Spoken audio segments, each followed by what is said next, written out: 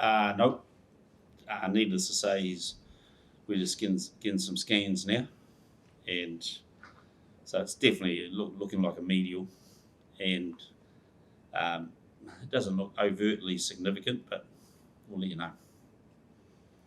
In terms of performance, what are the areas you think that need improving on before you arrive at a quarterfinal? Um,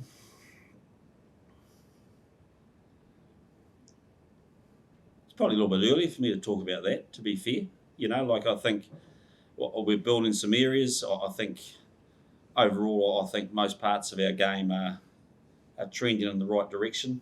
Um, the game's pretty simple. You get your set piece right, you get your contacts and your breakdown area right, and you get your skill level right. Then, and it's just a matter of where we want to put our emphasis going into this week based on who we're playing. So it's quite nice to have a bit of breathing space the next 48 hours as we figure that out, and probably get a clear plan Sunday, Monday, as we would normally do. Got plenty of experience in knockout rugby, 2015, 2019. What does it tell you about what to expect, both from a type of rugby and the pressure and all those sorts of things that come with it? Yeah, it's. I think it's about treasuring each day, and and knowing that this is what we've worked for. This is the preparation that we've put in is to get us to this point, and to make sure that each day we get what we needed done at a really high level. We know that it's a phase of the tournament that we love. We love these big occasions. There's no tomorrow to them, and it's it's a great time to. It just narrows down the focus. So I think keeping it simple like that is key for us. And everyone hopes they can go well in playoffs. I guess we know that we can and we have, and we've got to rely on that and build on that. In terms of the type of rugby, there's going to be a significant shift. It's obviously been very open and Sorry, in expansive. terms of The type of rugby, it's obviously been very open and expansive, and I guess quarterfinals, playoffs is traditionally very tight and tense. How much are you going to have to adapt and adjust? um, to be fair, not going in with that preordained concept is key. Like not all playoff rugby is like that, and some teams want to make it like that. Um, and if they're good enough to put you into that position, then you actually have to adapt. But we don't want to shut down our DNA and how we go about things just because that's what people are saying it's likely to be. I go to some other playoffs at the last two quarterfinals we've had, well, I've had at World Cups have been the complete opposite of that, and um, and so we've just got to make sure we control what we control. We get excited about playing the game we want to play, and if we're forced to adapt that, then we just got to be good enough to do that. And history shows that's where the gold is, isn't it? It's if you can't get your own game going, it's how do you adapt to the one that you're allowed to play and rebuild momentum in the game that you get back and doing what you want to do. You've obviously got a few days before you have to think about the team, but is it fair to say that the bench and I guess the number of people that sort of put their hands up in that area, is that going to be one of the tougher selection areas as you sort of start to think about it in the group? Yeah, I think so. I think the exciting thing is through the last 2 or 3 weeks we've been able to I guess tinker around the edges in that sort of area. We've got some good answers, plenty of information. Whether it changes our plan, we'll wait and see. But with the squad's in good health, and obviously we're sweating a little bit on Tyrell, but that's okay. We'll figure that out, and the rest of the group seems to be playing well. When guys have been given opportunities, they've been taking them well, and that's really where we want to be, because it's we want everyone pushing for a performance next weekend, and then clearly we want to have another one after that. So we still need to keep everyone really focused on doing what they need to do. If you did get bad news on Terrell, you'd obviously need to move pretty quickly, but bring bring someone in, you've got a guy back home that's got a bit of experience in that. Can do. Yep. We'll cross that bridge when it comes. One of them pushes with his left shoulder, the other one pushes with his right. So we've got to figure that out. Yeah. Yeah, no, I get that. I didn't realise that, so thanks for that. The way that the team prepared in 2019 for the quarterfinal and then the semi-final the following week, can you take lessons from the way you guys prepared on those weeks that will help you come into the quarterfinal this time around? Yeah, look, where we're at is always a summary of all the experiences you've had, isn't it? And so, a lot of the lessons we've taken from World Cups, we've tried to apply some of those in the years between. They become a sharp focus when you're actually in it. But the key thing's not to go back and dredge through those experiences too much, but just to take the big rocks out of it. And let's go first things first. And this is you can call it the quarterfinal, but really it's a final, isn't it? Because it's winner takes all on this weekend, and sky's gone, and so that's our mindset, and what we've learnt and what we do know is that every week's got to be you just got to treat like that, and so how we go about that's critical, but we're pretty clear, and we've got to make sure the question before about the extra few days, and we've just got to make sure we use these next few days as an advantage, that mentally we charge up, we get really ready to go, and enjoy watching other teams play, and use this as an advantage for us. How valuable could those 2 days extra, assuming you get Ireland or Scotland, say, be Yeah. to wash up next week? Yeah, well, it's I think it's and again, you hear me say this all the time, but it is what it is, so we can't control it, so we've got to use it. So, like questions about replacements and all that sort of stuff, we'll just take our time through these next few days. We'll make sure we've got all the right information. I was just thinking, Mark, about something I didn't say before about the replacements, but clearly if you jump in early, you can't get that player back, and that's very much on our mind. And so how we use the next 48 hours to give ourselves a bit more time to assess that, because clearly if it's not a significant injury, but it keeps someone like Tyrell out for a game, we might be a little bit loath to make that replacement. Yeah, you said some team wants to play like that. Do you carry as an All Black coach the responsibility? Is above the competition, winning this competition is winning for rugby? Do you carry the weight of offering a different type of game, less restrictive, whatever it costs? My shoulder's starting to get a bit curved. You think all the weight of expectation. No, it's not in our mind. Our mind's not to go out there and try to be the team that paves the way and plays the beautiful game. We want to play our game, and that's what we're focusing on. And so, and part of that is every team at this stage of the tournament is.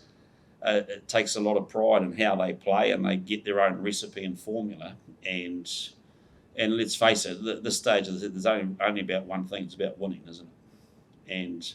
And so we've got to make sure that what we want to get out of it is a winning performance. But we've also got to make sure that we do it our way, because if you try to tighten up and change too much, then some of the instincts go out of your players, and we end up trying to do something that's not our natural habit. But we've been through a lot of this sort of rugby before. We know, and we know what we've got to get right, and that doesn't make it easier when you come to the quarterfinal, but it does mean that at least we're going to be prepared. What is your way for a wide audience of rugby not following? What to explain that to French audience or international? What is your way? Well, you've probably seen our way on the park a little bit. We like to. We want to be a team that we want to be a team that has massive respect for the fundamental parts of the game, and like the scrum line out, and like for example, last night was a classic case of a game that you couldn't scrum hard, and so our scrum I thought was immensely more powerful than their scrum, and yet but the game got depowered so that the scrums could get tidy. Now I respect the need for that in some situations, but we know you've got to have a big set piece going into the quarterfinals, and we know that you've got to squeeze teams. It's about pressure. It's got about dealing teams that don't maybe give you a chance to play the open turnover game that we had last night, and so we've got to find different ways. But we still want players going out on the park, not hesitating with executing the skill set that we know they've got, and that's our game. And that's all right. Coach, just one question. Considering the last years after COVID, with all the ups and downs you had, and also the last month with the victory in the Rugby Championship, but also the loss against South Africa, how would you describe that path thus far? It's going to be a long one, probably.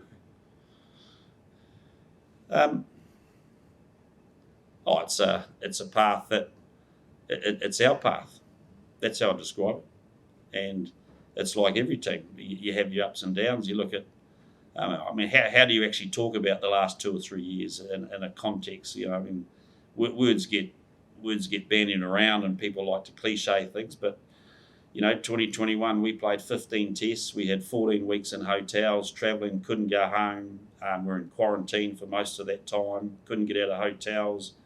We became the number 1 team in the world. That we won our trophies. We lost our last 2 games and we run out of steam. So I'm proud of 2021, and I think we did really, really well in 2021. And other people have different opinions, but that's their choice. As a team, we did a lot of growing in that period. 2022 we had a poor start to the season, but we lost to a team that's world number 1 and played really well. So we got smacked, and that's okay. We took our medicine, and I think we've been rebuilding nicely since then. So I like where we're at. And a little bit of adversity never hurt anyone if you use it well. And I think the key to any path you walk on is you just own your errors and own your mistakes and get on with it. And I believe we've done that.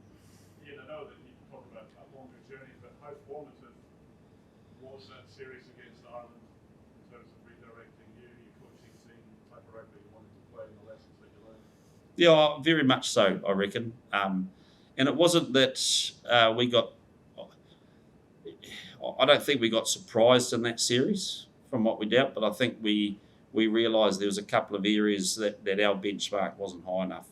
And we'd worked hard on that, by the way. And we just realised we had to make a bit of a step shift change in a couple of areas to get what we needed to. And, you can't give top teams a couple of line-out drive tries against you, for example, per game and expect to come out and beat them consistently. So we had to work hard in a couple of areas.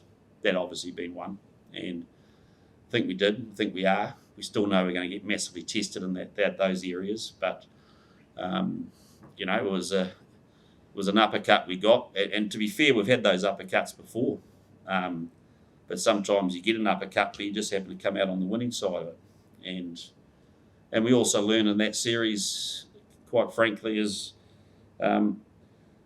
you want to have 15 players on the park. The last 2 tests were, the second test was a shambles with cards, and the third test was a card that we came right back into that game when they went down to 14 men, and they should have stayed 14 for the rest of the game, and they didn't. And so we've learnt that importance, and that's been nicely reminded at Twickenham, isn't it? Same sort of process. So, look, it's we lost a few games, but doesn't change where we are right now, and we're ready. In the first 20 minutes yesterday, you were under a bit more pressure than the rest of the game. You made a few handles. Was that a bit of a concern that when you were up against more pressure opposition, you did actually make some mistakes? Because that's what's going to come in the good fight. Yep, and it comes on both sides of the ball. So it's not just us under that pressure, it's the opponent. But it's I think that we'll go back and have a look at it. So the answer is it a concern? Yes, it is. Us coaches, we worry about everything, and so we didn't like that start. We expected that start.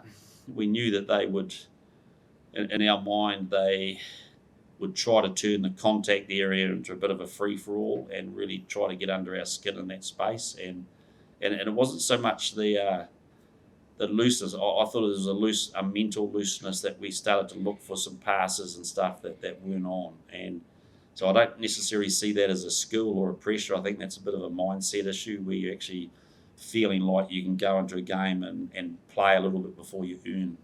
And I think once we twisted those two words around, we got it right. Ian, just on Fletcher Neal, you said last night that the 2 series was clarify development. Yeah, not too serious. You expect them to be available. Yep.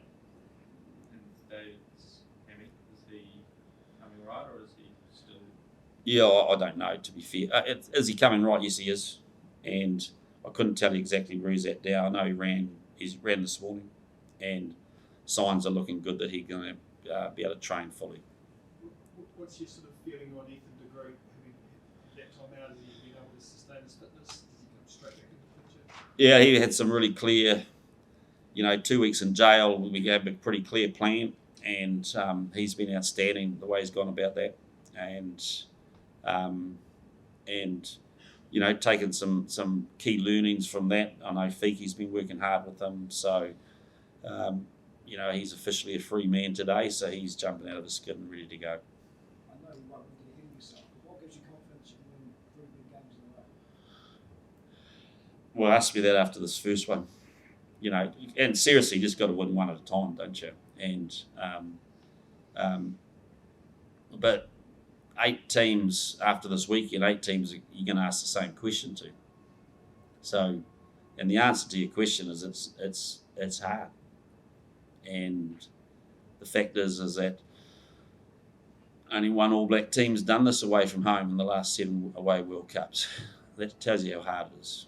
And we've got to keep reminding ourselves about that and say, okay, well, this is, and so there is no area of complacency in this group whatsoever. We know the size of the challenge. And if the opponent is who the odds say it is, then pretty clear, isn't it? Team, we're going to wrap it up there. Thank you. Thanks. Thank you.